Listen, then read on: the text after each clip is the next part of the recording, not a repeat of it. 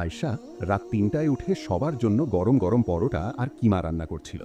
যখন সে গ্যাস কমিয়ে শাশুড়িকে ডাকতে ঘরে গেল, তখন ননদ চুপি চুপি রান্নাঘরে ঢুকে কিমার মধ্যে এক মুঠো লবণ আর লাল মরিচ মিশিয়ে দিল।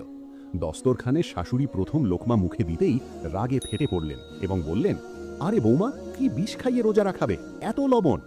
ননদও তিরস্কার করে বলল, মা, ভাবি তো চাই না আমরা শান্তিতে রোজা রাখি। আয়শা কাঁদতে কাঁদতে আল্লাহর কসম করে বলতে লাগলো যে সে একদম ঠিক মতো মশলা দিয়েছিল। ঠিক তখনই পানি খাওয়ার সময় শাশুড়ির নজর ননদের হাতে পড়ল। তার নখের মধ্যে এখনও লাল মরিচ আর কিমার মশলা লেগেছিল। শাশুড়ির সঙ্গে সঙ্গে পুরো চক্রান্ত বুঝে গেলেন। তিনি ননদকে কঠোরভাবে ধমক দিয়ে বললেন, ইবাদতের সময় এমন নোংরা কাজ করতে তোমার লজ্জা করে না? তুমি তোমার ভাবিকে ছোট করার জন্য আমাদের রোজা নষ্ট করছো। তারপর শাশুড়ি স্নেহ ভরে আয়েশার চোখের জল মুছে দিলেন এবং বেঁচে থাকা সাদামাটা 2 পরোটা দিয়েই সাহরি করে নিলেন। যে অন্যের জন্য গর্ত খোঁড়ে সে নিজেই